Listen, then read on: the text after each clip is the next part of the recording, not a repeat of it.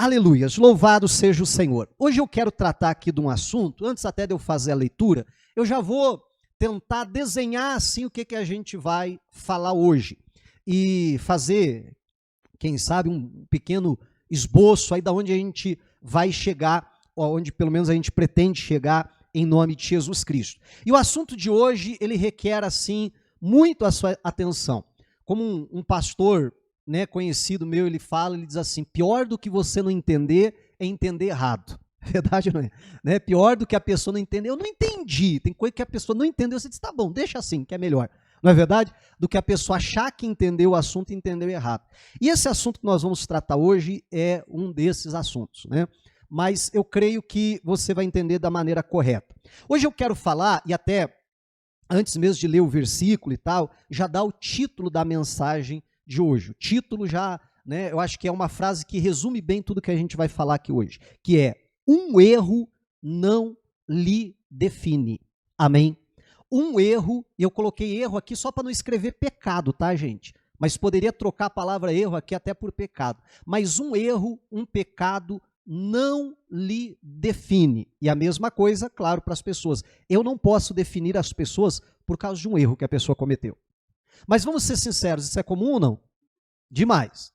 Nós definirmos alguém por causa de um erro que aquela pessoa cometeu. Ou às vezes até nós nos definirmos por causa de um erro. E é claro que o diabo ele vai trabalhar muito em cima disso. Afinal de contas, a Bíblia vai chamar o diabo do nosso acusador. E a função dele, então, é nos acusar, e a Bíblia ainda diz, de dia e de noite. Amém? Não tem descanso. E ele, claro, vai tentar trabalhar muito em cima dessa questão.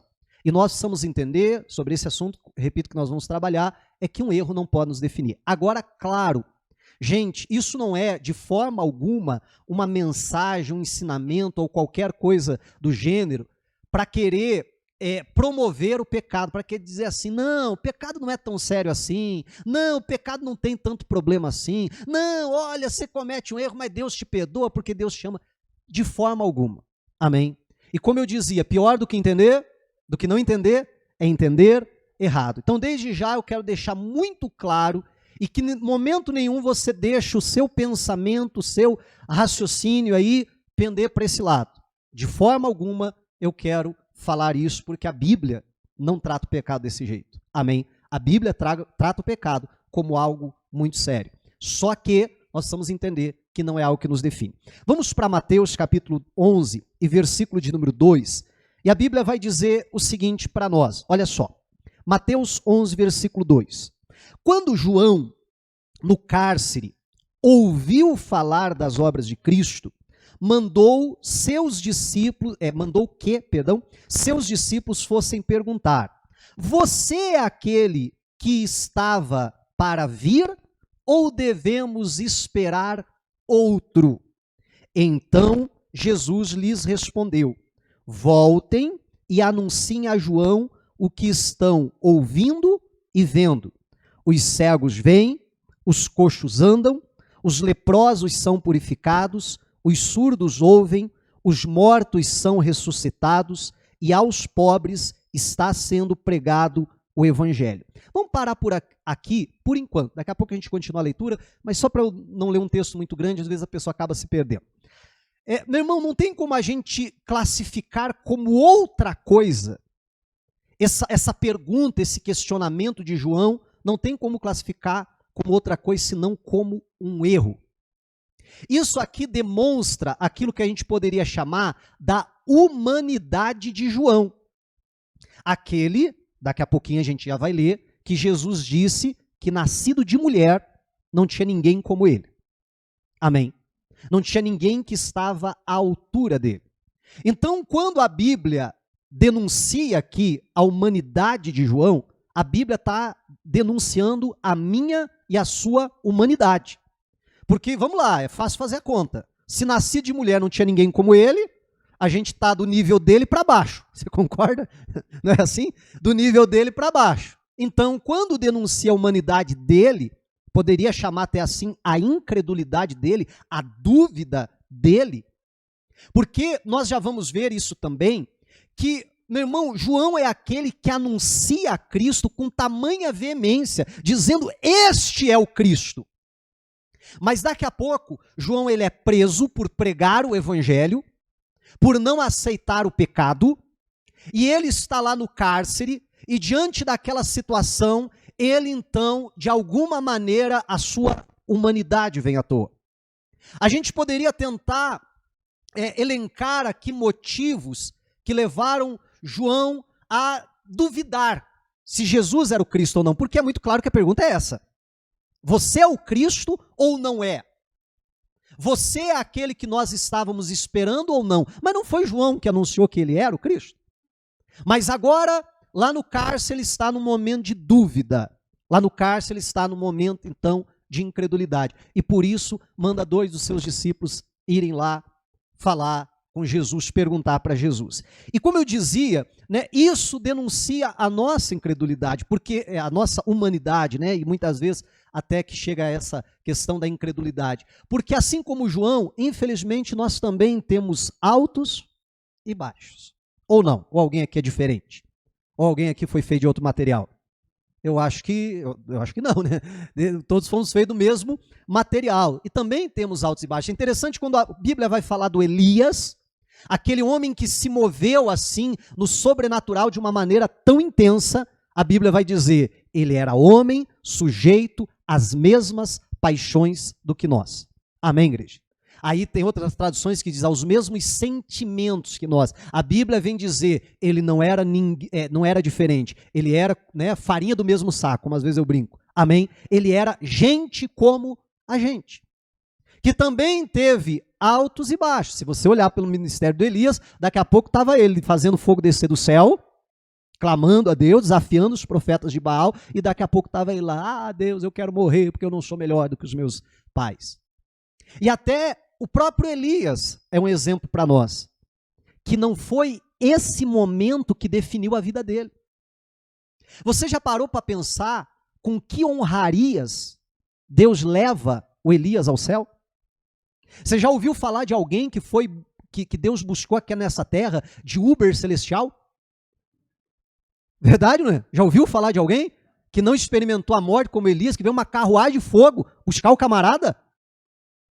Você entende tamanha honra que Deus leva Elias para o céu? E se a gente for olhar no pior momento do ministério dele, no momento que ele está jogando a toalha, que ele está desistindo, porque é isso que acontece, ele está jogando a toalha, ele está desistindo, amém? E é engraçado que Deus manda ele ungir 3 pessoas, Eliseu, profeta em seu lugar, e mais outras 2 pessoas. O Elias vai lá, unge Eliseu, diz: a bola está contigo, a capa está contigo, te vira aí. Tô indo, tô vazando, como diria o pessoal. Né? Verdade ou não é? Ele não completa nem o aviso prévio que Deus deu para ele. E Deus diz: quer pedir demissão? Tá bom, mas pelo menos cumpre o aviso prévio. Não é assim? Pelo menos põe alguém no teu lugar e você vai ungir ainda Azael e vai ungir Jeú. E ele não faz nenhum dos 2, ele só unge lá o Eliseu e diz: aí, se vira, tem 2 aí para você ungir. Ó. Não é assim?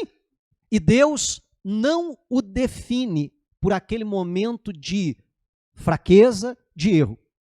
Assim como vai acontecer, e isso vai ficar muito claro aqui para nós, com João Batista. Nós vamos entender, meu irmão, que a Bíblia ela não esconde o erro de ninguém, para deixar muito claro para mim e para você, meu irmão, que infelizmente faz parte da humanidade, do ser humano, errar. Amém? Isso faz parte do ser humano. O ser humano erra, o ser humano peca. Justamente por isso nós somos um Salvador, justamente por isso que nós somos da graça dele. Se o ser humano não errasse, não precisava de salvação. Amém? E nós precisamos entender isso, mas principalmente, repito o que eu falava lá desde o começo, de forma alguma eu estou pregando aqui que Deus releva o pecado. Não é essa a mensagem. Amém? De forma alguma eu estou dizendo aqui que o pecado não é tão sério quanto a Bíblia o classifica, porque ele é. Porque ele leva a pessoa para o inferno. Porque ele mata, porque ele destrói vidas. Amém? Mas nós precisamos entender que Deus não vai olhar para nós e ver apenas o nosso erro. Ele enxerga o nosso erro. Ele trata o nosso erro. Mas Deus, ele não vai nos definir pelo nosso erro. E se Deus não vai nos definir pelo nosso erro, eu e você não podemos nos deixar ser definidos pelo nosso erro. Amém? Vamos continuar aqui a leitura, versículo de número 6. Jesus ainda está falando com os discípulos de João e dizendo, levem o recado para ele. E aí ele continua dizendo, olha só, e bem-aventurado é aquele que não achar em mim motivo de tropeço. Alguém mais enxerga como uma alfinetada no João? Alguém mais enxerga como um presta atenção? Porque o recado que Jesus vai mandar é o seguinte, ele vai dizer para os discípulos, digam para ele o que é que vocês estão vendo e o que é que vocês estão ouvindo. E aí, Jesus começa a operar milagres, eles estão vendo cegos enxergando, paralíticos andando, leprosos sendo purificados e para os pobres sendo anunciado o evangelho. Volte para ele e diga para ele, e manda um recado. Bem-aventurado é aquele, deixa eu ler aqui para não falar nenhuma palavra errada, é aquele que não achar em mim motivo de tropeço. Outras traduções vão dizer, que não se escandaliza em mim. E aí eles voltam levando então esse recado a João. Meu irmão, o que Jesus está respondendo para o João, eu acho que fica muito claro, é, ô João, você não está vendo os sinais? Você não está vendo as profecias sendo cumpridas através de mim? Olha, João, bem-aventurado aquele que não se escandalizar em mim, não enxergar em mim uma pedra de tropeço, aquele que crer então em Jesus. Amém? Era justamente isso então que Jesus manda de recado para o João. E os discípulos, então, voltam ao João para levar esse recado. Aquele mesmo João que, com tanta veemência, ele vai anunciar a respeito de Cristo. Faz o seguinte, marca João 11, versículo 6, deixa marcado aí, antes de eu continuar a leitura, vamos ver essa parte, eu já citei 2 vezes aqui, mas eu gostaria de ver com vocês, antes da gente continuar. Você está em Mateus 11, repito, deixa marcado, a gente já volta, mas vamos para João, capítulo de número 1 e versículo 29. Se você tiver até dificuldade aí de achar, apesar que já não deixe de ser um bom treino, né? Mas você pode acompanhar até pelo monitor aí. João 1,29 diz, no dia seguinte, vendo que Jesus vinha em sua direção, João disse, eis o Cordeiro de Deus que tira o pecado do mundo. Este é aquele a respeito de quem eu falava, quando disse, depois de mim vem um homem que é mais importante do que eu, porque já existia antes de mim. Eu mesmo não o conhecia, mas vim batizando com água, a fim de que ele fosse manifestado a Israel. E João testemunhou dizendo, vi o Espírito descer do céu como pomba e pousar sobre ele. Eu não o conhecia. Aquele, porém, que me enviou a batizar com água, me disse, aquele sobre quem você vir descer e pousar o Espírito, esse é o que batiza com o Espírito Santo, pois eu mesmo vi e dou testemunho de que ele é o Filho de Deus. Mas tempo passa, amém? E lá está João mandando discípulos dizer, é você mesmo? Tem certeza? Amém, igreja? Olha que coisa séria isso aqui. Meu irmão, repito o que eu falava há pouco, isso denuncia a humanidade de João e denuncia a nossa humanidade.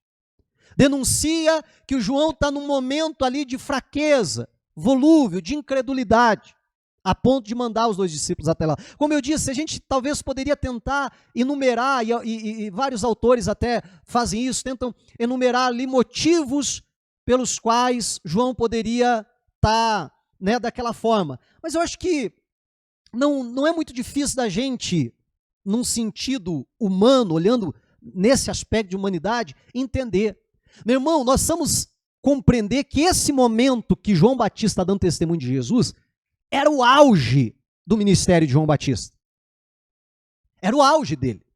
Para nós conseguirmos entender, meu irmão, o que era a proporção do ministério de João Batista, a gente pode lembrar de uma passagem bíblica onde os religiosos fazem uma pergunta para Jesus e Jesus diz, eu respondo vocês se vocês responderem uma pergunta primeiro.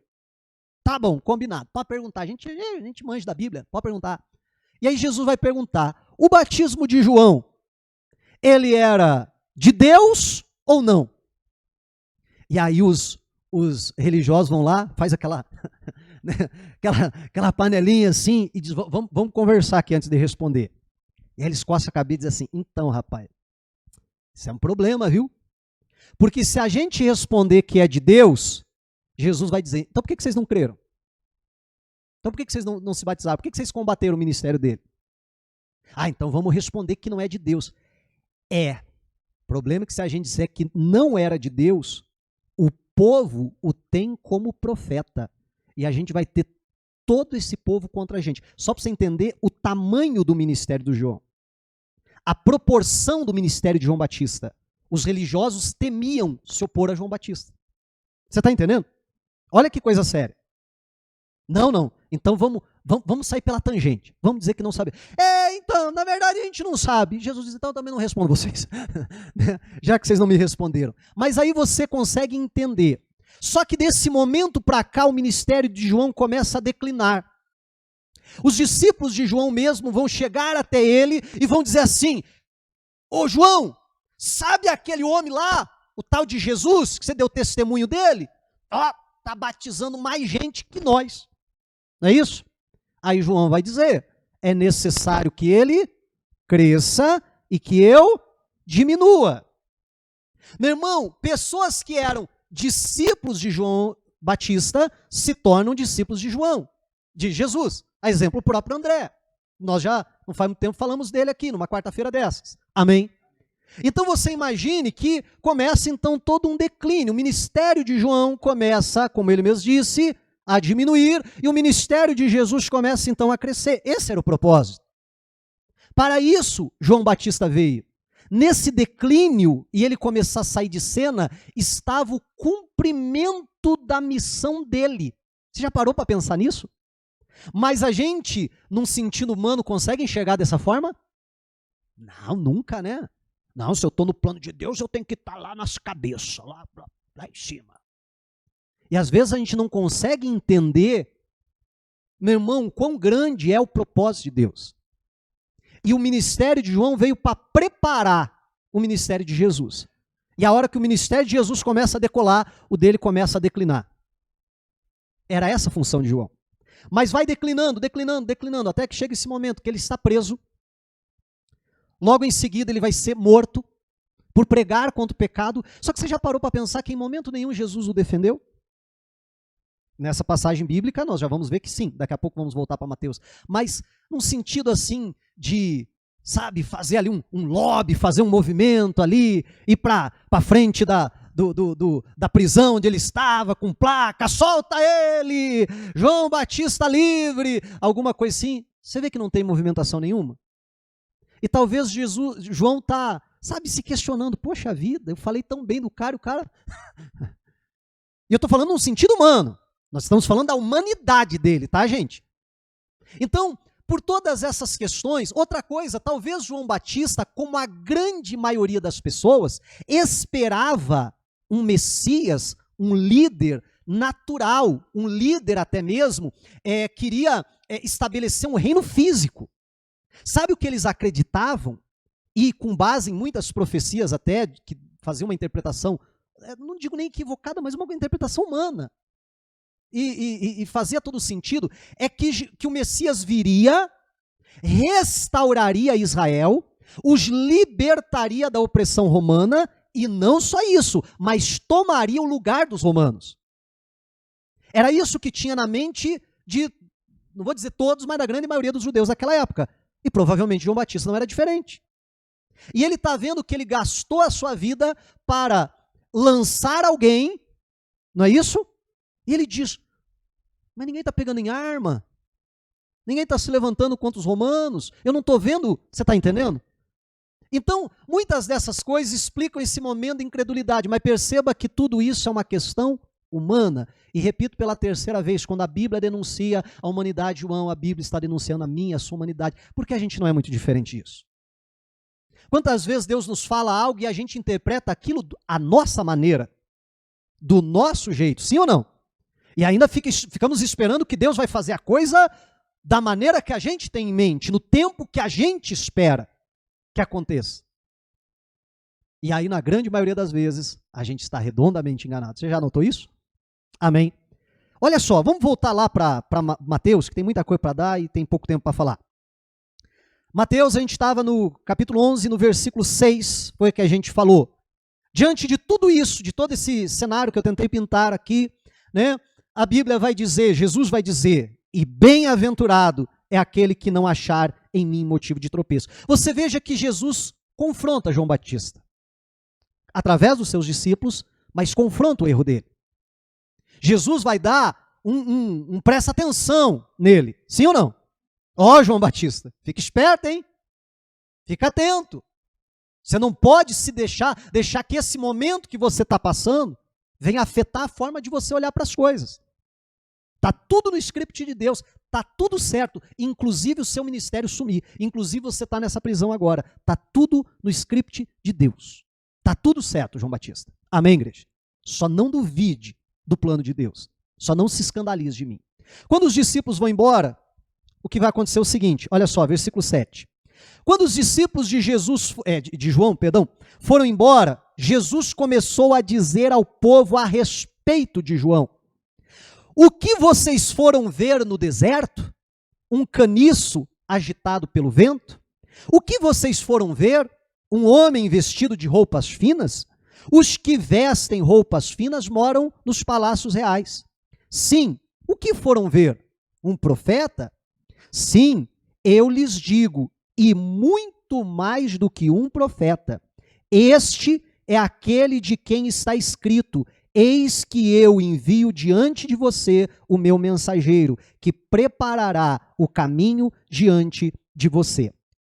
Versículo 11. Em verdade lhes digo, entre os nascidos de mulher não apareceu ninguém maior do que João Batista. Mas o menor no reino dos céus é maior do que ele.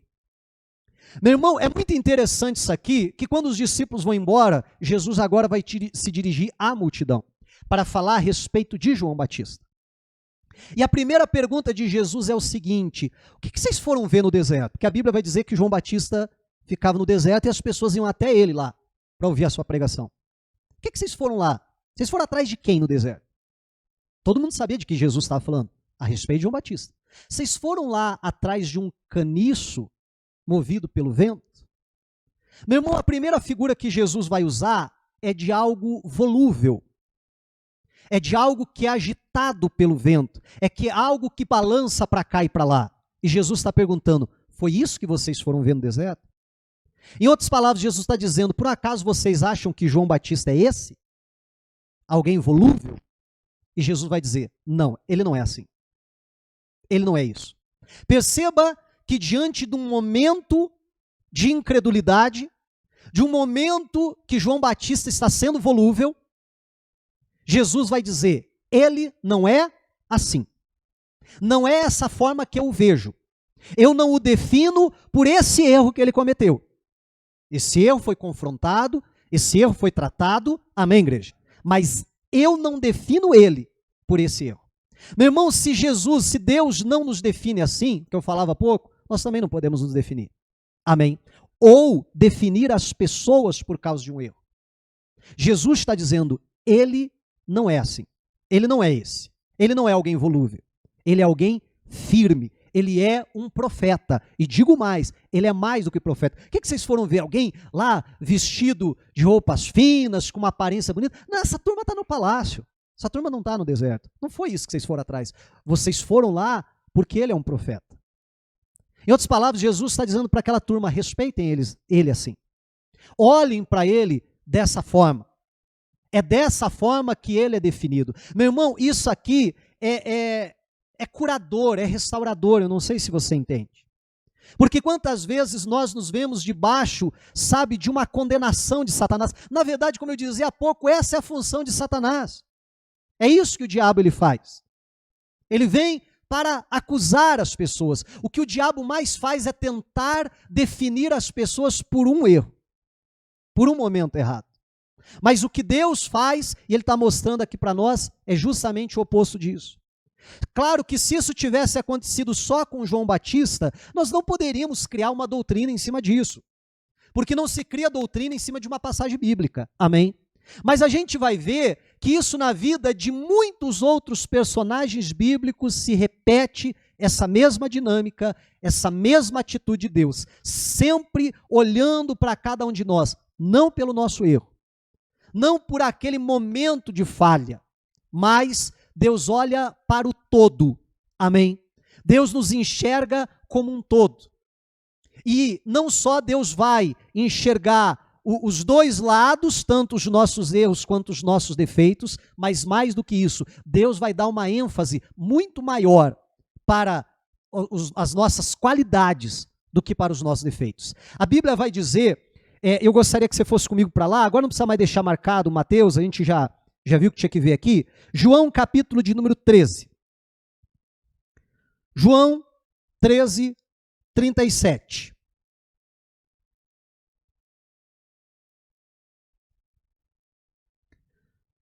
Vamos falar a respeito de Pedro. E a gente vai ver que a mesma coisa acontece também na vida do Pedro. João 13:37 diz assim: Pedro disse: Senhor, por que não posso segui-lo agora? Darei a minha vida pelo Senhor. Jesus respondeu: Você dará a sua vida por mim? Em verdade lhe digo, antes que o galo cante 3 vezes, você me negará. Meu irmão, lá está Pedro cheio de si, com o peito estufado, se achando melhor do que todos e dizendo: não, Jesus, essa turma aí pode até te negar. Eu não vou te negar. Eu vou dar a minha vida pelo Senhor. E Jesus, Pedro, você vai dar a tua vida por mim? Vou, Jesus, mas tenha certeza disso. Ô Pedro, hoje, não passa dessa noite. Hoje mesmo, você vai me negar, não só uma, você vai me negar 3 vezes. E o Pedro está sustentando o quê? Que não, que ele está pronto, que ele está preparado. Qual é o resultado? Você conhece. Qual é o resultado? Negou Jesus 3 vezes. Jesus é crucificado. Pedro, a Bíblia diz, sai dali e chora amargamente. Há um arrependimento, então, no Pedro. Mas o Pedro, ele de alguma maneira, ele diz, acabou para mim. E é muito interessante que, quando o anjo manda um recado lá pela Maria, quando o anjo vai dizer, olha, ele já ressuscitou, ele não está mais aqui. Na verdade, é o próprio Senhor Jesus que fala com ela, e aí Jesus vai dizer assim, olha, manda um recado para os meus discípulos e para o Pedro. Você já notou isso na Bíblia? Meu irmão, mas pera lá, se Jesus falasse para os meus discípulos, não estava se referindo a todos? Mas me parece que Jesus faz essa ênfase para dizer assim, dá um recado direto para o Pedro, viu?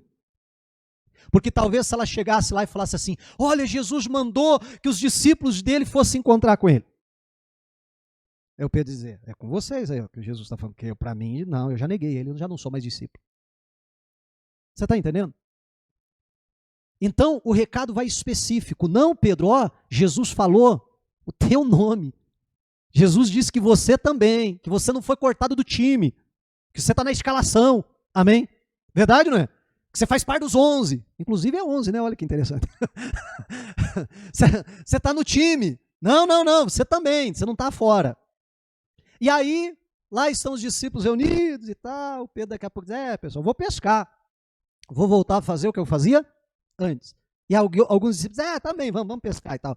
Bom, naquela praia, para resumir a história, eles têm aquele encontro com Jesus, Pedro olha para o João, é ele, só pode ser ele, se joga no mar, vão lá, o jantar está pronto, se sentam com ele, né? Tá aquele climão até agora, né? E a Bíblia diz que ninguém tem coragem de perguntar nada para Jesus, está todo mundo, é ele, né? Mas entenda, a aparência dele é diferente, ele está num corpo glorificado.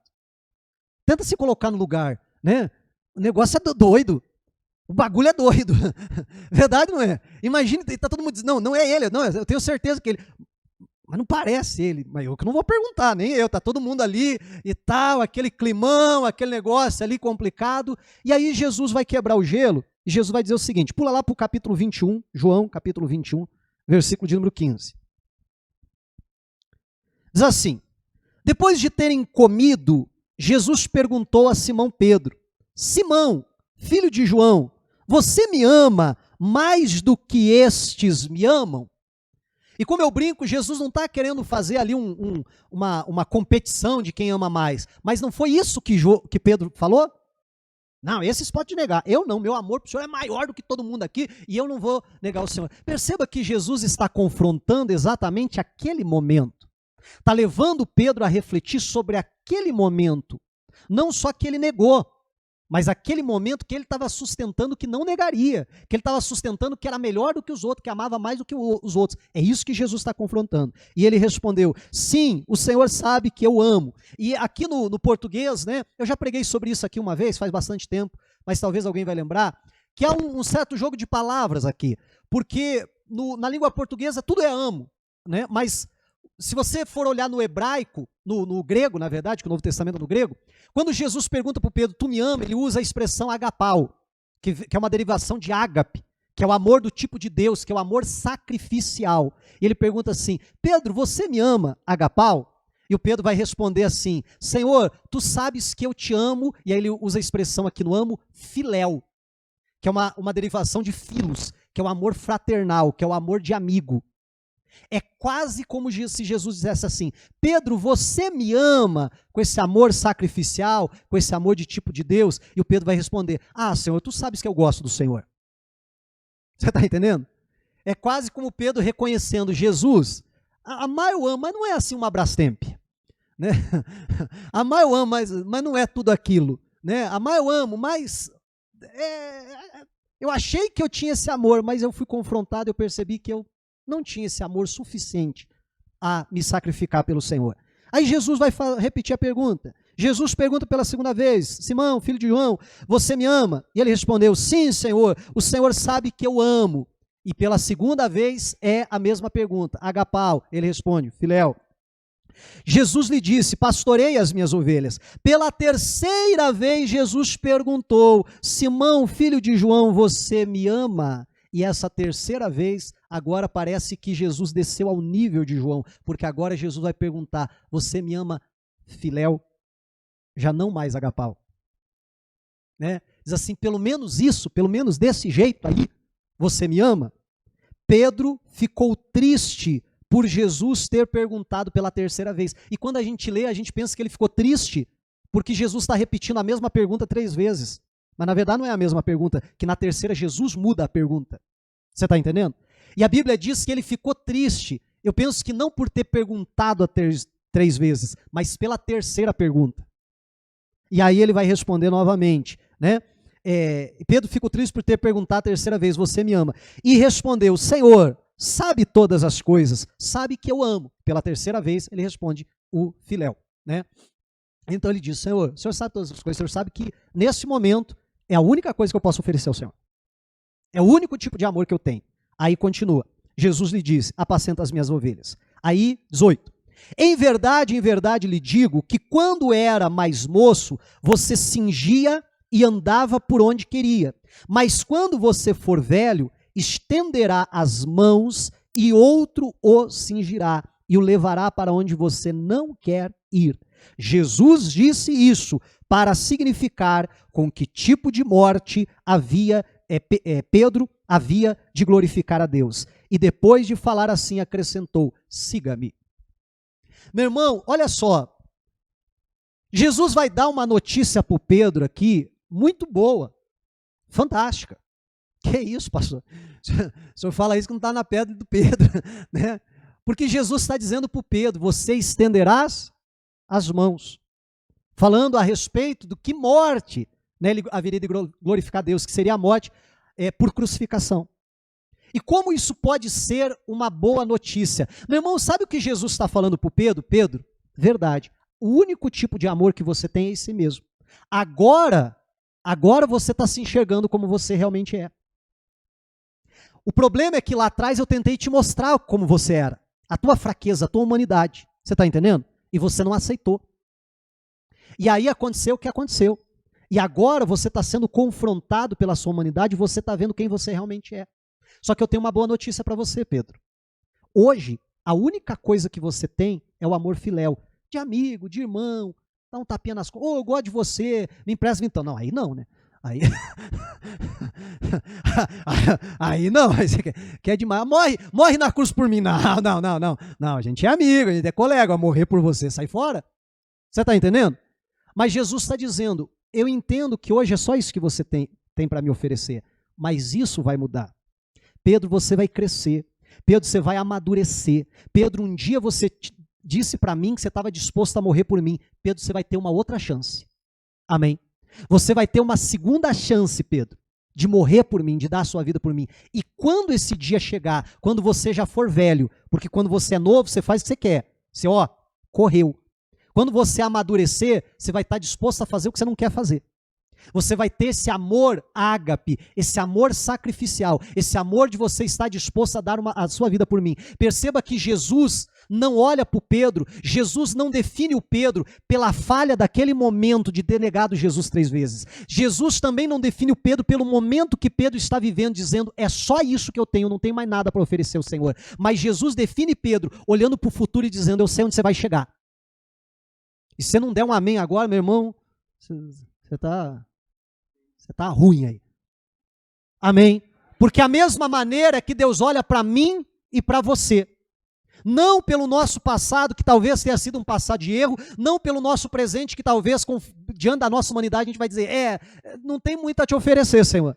Mas Deus olha para nós, lá para o nosso futuro, dizendo, eu sei aonde você vai chegar.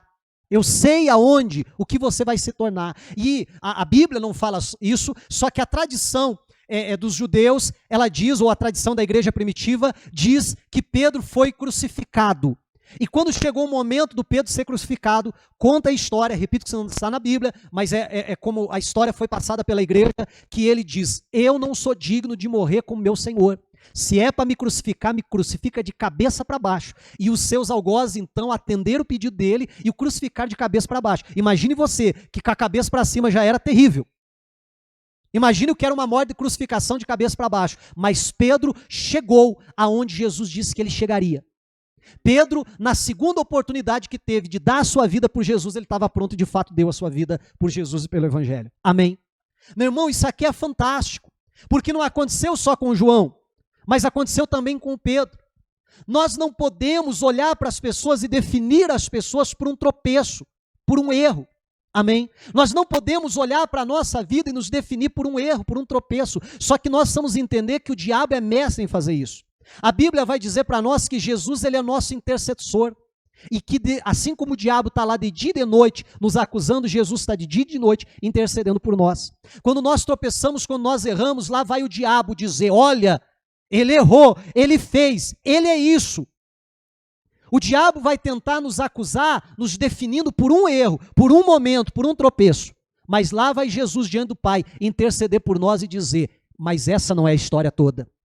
Verdade, ele errou, mas não é só isso. Também tem coisas boas. Senhor, o diabo não consegue ver aonde essa pessoa vai chegar, mas eu e o Senhor conseguimos enxergar aonde essa pessoa vai chegar, o que ela vai se tornar. Deus, então, provê recursos, Deus, então, alcança, Senhor, perdoa, porque essa pessoa ainda vai ser aquilo que o Senhor espera dela. Amém? É aquilo, meu irmão, que o salmista entendeu e que ele vai dizer, Senhor, os teus votos estão sobre mim e eu ainda te renderei ações de graça.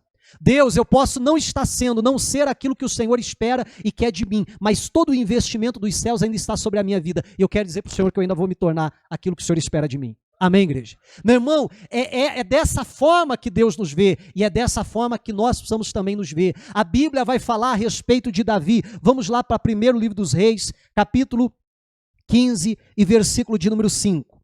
Geralmente quando a gente fala de Davi, meu irmão, a gente acaba lembrando do tropeço de Davi, do pecado de Davi, do adultério com Betseba, do assassinato, da morte de Urias. E assim, então, muitas vezes nós lembramos e nós pensamos a respeito de Davi. Mas quando a palavra de Deus vai falar a respeito de Davi, a Bíblia diz o seguinte, olha só, Porque Davi fez o que era reto aos olhos do Senhor e não se desviou em nada daquilo que o Senhor lhe havia ordenado em todos os dias da sua vida, a não ser no caso de Urias, o heteu. Meu irmão, quando a Bíblia vai falar do Davi, não diz, Davi, aquele adúltero, aquele assassino, aquele que mandou matar Urias, não, aquele lá não prestava mesmo. Você já notou que a Bíblia não define por isso? Quando a Bíblia vai, e isso depois da morte de Davi, quando a Bíblia vai resumir a história de Davi, a Bíblia vai dizer que foi alguém que obedeceu a Deus, que andou nos caminhos do Senhor, que fez tudo o que Deus o havia mandado. Só vai abrir um parênteses, menos no caso do Urias. E olha que interessante, a Bíblia aqui dá mais ênfase para o assassinato do Urias do que para o adultério de Betseba. Geralmente a gente faz ao contrário, né? A gente foca mais no adultério de Betseba do que até mesmo na morte de Urias. Parece que a morte de Urias é algo acessório apenas e o principal pecado é o adultério. E eu não estou dizendo que o adultério não seja um problema, mas você está entendendo que a Bíblia aqui foca no assassinato, então, do Urias. Meu irmão, a Bíblia define assim, a Bíblia vai chamá-lo de um profeta. Não vai chamá-lo de um adúltero. Ele adulterou? Sim. Teve consequências? Sim. Foi tratado por aquilo? Sim. Amém? É claro, Deus não passa a mão na cabeça de ninguém, no pecado de ninguém. Não é sobre isso que eu estou falando, mas eu estou falando que um erro não define uma pessoa para o olhar de Deus. Mas às vezes a forma que nós olhamos define. Eu já contei essa história em outras ocasiões, mas quando eu fazia parte ali da juventude da igreja, e isso faz poucos tempo atrás, né? Coisa de década não, bem menos que isso, né? Esses tempos atrás, eu lembro de uma ocasião que, e a juventude era bem ativa, trabalhava bastante na igreja e tal, e uma certa ocasião, eu não estava nesse episódio, mas ouvi de várias pessoas que ali estavam, que eles foram visitar um jovem que tinha saído da igreja, tinha se desviado, não queria mais saber e tal. E eles então se reuniram, vamos lá, vamos na casa do fulano, vamos buscar ele, vamos trazer ele de volta para a igreja e tal. E eles então foram. E junto com os jovens, que também era uma jovem, mas uma delas ali, ela era obreira. E eles chegaram lá, conversaram com ele, não, você tem que voltar para Jesus, não, a palavra de Deus diz e tal, começaram a pregar para ele e tal, né? E na hora então, e Deus foi trabalhando ali com aquele jovem. Na hora da oração, disseram, olha, então vamos fazer uma oração antes da gente ir embora, vamos lá, então, e tal, fecha os olhos, deram as mãos, a hora que começam a orar, aquele rapaz que eles foram visitar manifesta com um demônio. E a hora que aquele jovem, então, ali manifesta com um demônio, todo mundo olha para quem? Olha para o obreiro, não, a gente é jovem lá na igreja, você é obreiro, né, agora é contigo. E todo mundo olha para ela, de uma certa forma natural, dizendo assim, você é a maior autoridade aqui, então está contigo. Né? A gente está contigo aqui para te dar apoio, mas vai lá, lida com a situação, toma a frente. E quando todo mundo olhou para ela, e o rapaz que manifestou com o demônio estava justamente no lado oposto dela. Quando todo mundo olha para ela, então ela cresce, estufa o peito e vai toda para cima do rapaz que havia manifestado com o demônio. Quando ela vai levar a mão assim na cabeça dele, o demônio olha, que está possuindo o rapaz, olha para ela, aponta o dedo e diz assim, você não, porque eu sei o que você fez com o teu namorado. Na hora, ela murchou.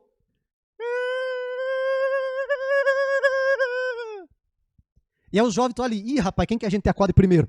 Né?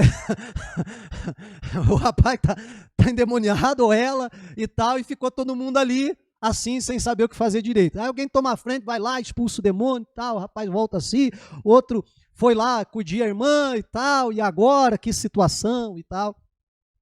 E geralmente quando eu conto essa história, né, às vezes a pessoa num primeiro momento já pensa assim, o demônio denunciou, ela estava em pecado. Não, ela não estava em pecado. Ela havia cometido pecado em uma ocasião. E deixa eu explicar essa história, porque agora veio à tona para todo mundo aquela situação, agora ela vai ter que explicar, né? Porque ficou esquisita a história. E aí ela veio ali então e relatou a todos o que havia acontecido. E ela disse que ela tinha lá um namoradinho, ela era do mundo, E uma semana, eu não lembro exatamente, mas se não me engano, poucos dias assim, mas eu acredito que coisa cerca de uma semana antes de se converter, que ela se entregou para o rapaz, que ela teve relação sexual com o rapaz. E poucos dias depois, ela se converteu, se arrependeu, onde que eu estava com a cabeça, não devia ter feito isso e tal, né? O rapaz não queria saber nada com Deus, terminaram o namoro e tal, ela foi para a igreja, ficou firme com Jesus, o tempo foi passando, se tornou obreira e tal, até aquele dia ali. Já havia se passado aí cerca de, não sei dizer ao certo, mas cerca de, no mínimo, aí uns 2 a 3 anos, mais ou menos. Só que o diabo usava aquilo contra ela constantemente. Amém? Constantemente. E de alguma maneira, ela se deixou definir por um erro. Deus não enxergava ela assim.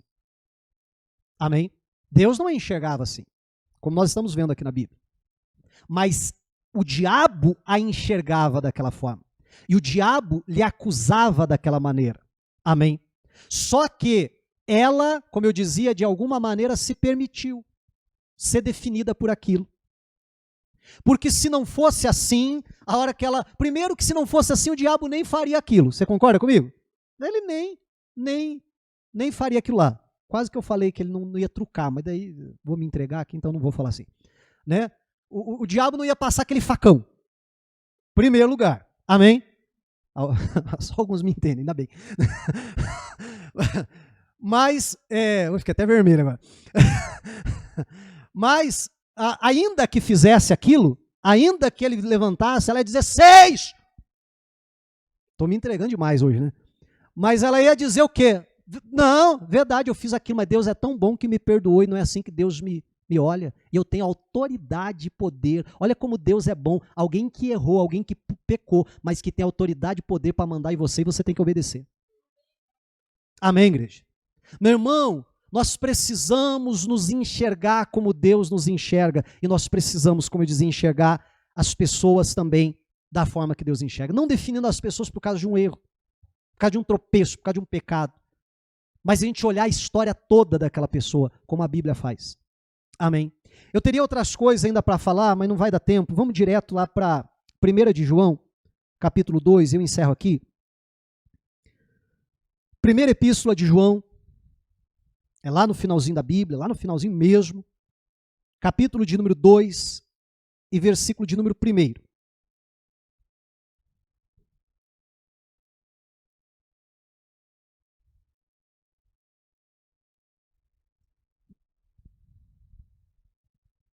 Quem achou, diga glória a Deus. 1 de João 2:1. A Bíblia vai dizer para nós o seguinte: meus filhinhos, escrevo-lhes estas coisas para que vocês o quê? Não pequem. Meu irmão, repito pela 15ª vez, sei lá qual, perdi as contas já. Mas que em momento nenhum a Bíblia dá permissão para o pecado, ou a Bíblia menospreza a seriedade do pecado. Não, a Bíblia sempre vai tratar de uma maneira muito séria com o pecado. E assim Deus trata, e assim Deus faz. Amém? E assim nós vamos também olhar para o pecado. O pecado é algo terrível. Nós não podemos tolerar o pecado em nome de uma mensagem de graça. Não, a graça então não tem problema e tal o pecado. Não. O propósito é para que vocês não pequem. Antes de João tratar o que ele vem tratar, ele vai dizer assim, é mais ou menos o que eu falei aqui no começo do culto, lembra? Ó, gente, só para não ficar dúvida, eu vou pregar sobre isso aqui, mas não estou falando isso, tá? É isso que ele está dizendo, ó, o propósito aqui é vocês não pecarem, tá, gente? É viver uma vida santa, porque é santo aquele que nos chamou. Aí a Bíblia continua dizendo, mas, porque infelizmente, quando a gente fala de ser humano, sempre tem um mas, ou não tem? Sempre vai ter um mas. Mas, se alguém pecar, o que a Bíblia vai dizer? Temos advogado junto ao Pai, Jesus Cristo, o justo. Ele é a propiciação pelos nossos pecados. E não somente pelos nossos pecados, mas também pelos do mundo inteiro. Amém, igreja? Meu irmão, nós precisamos sempre lembrar que nós temos um advogado. E a pergunta é, por que nós precisamos de um advogado? Porque nós temos um acusador. Se a gente não tivesse um acusador, a gente não ia precisar de um advogado. Mas a gente precisa de um advogado porque tem alguém que está a todo momento tentando nos acusar. Amém? Só que a gente nunca pode esquecer que Jesus, o ministério atual de Jesus é esse. Ele é o nosso advogado. Ele é a propiciação pelos nossos pecados. Já foram pagos. Não só os nossos, mas a Bíblia vai dizer, mas do mundo inteiro. Aquele caso que eu contava há pouco, daquela obreira, olha só que coisa séria. Ela ignorava o fato disso aqui que nós estamos lendo. Nós temos um advogado. Nós temos alguém para nos defender. O que é um advogado? É alguém que nos defende, é alguém que fala por nós. Quando você vai em juízo, né, seja numa audiência mesmo, ou seja ali até no processo em si, o advogado é aquele que fala por você. Você vai lá e conta a historinha para ele, olha, eu vou pegar um exemplo simples aí. Não, olha, estão me acusando que eu causei um acidente, estão me cobrando aqui, mas na verdade não foi isso. Olha, foi assim e tal, o sinal estava desse jeito, aí quando eu atravessei, fui mudar de faixa e tal, então na verdade a culpa não é minha, a culpa é do outro. E aí você vai pegar toda aquela historinha que a pessoa falou, porque ela vai falar um monte de coisa que não tem relevância nenhuma. Ela vai falar um monte de coisa que não tem importância nenhuma para o processo. Né? Então você vai primeiro fazer vai pegar as informações importantes e aquelas que não são. E depois você vai transformar tudo aquilo ali numa linguagem jurídica para você falar pela pessoa. É isso. Então, imagine essa figura como Jesus, que está lá diante do Pai. E às vezes a gente vai falar um monte de coisa, completamente sem relevância. Sim ou não? Vamos falar a verdade, só para pensar um pouquinho nas nossas orações aí. E aí Jesus vai dizer, não, isso aqui, nem fala isso aqui, que você vai se complicar. Deixa essa parte para lá, esquece aqui. Não, essa parte aqui, não, tal. Você vai fazer ali aquele gerenciamento ali, tá? Agora, a gente não sabe falar como convém, não é isso? A gente não sabe falar como convém, a gente não sabe usar a linguagem de Deus. Aí Jesus vai dizer, deixa que eu falo por você é melhor. Nossa, só fica quietinho, tá? Se precisar, você balança a cabeça e concorda, beleza? E aí vai falar pela pessoa. E Jesus vai chegar diante do Pai como nosso intercessor, como nosso advogado. Amém? Para lutar pela nossa causa. E nós nunca podemos esquecer, em primeiro lugar, que o propósito é não pecar. Mas, amém? Mas, se nós pecarmos, nós não podemos ignorar o fato que nós temos um advogado. Que nós não podemos permitir nos deixar ser definidos por um erro, por um pecado. Amém? Mas nós, em nome de Jesus Cristo, Deus olha o todo. E é dessa forma que a gente precisa se olhar, e é dessa forma que a gente precisa olhar as pessoas. Diga a glória a Deus. Meu irmão, mais uma vez eu falo, não permita que um erro lhe defina. Amém? Diga a glória a Deus e vamos aplaudir a Jesus.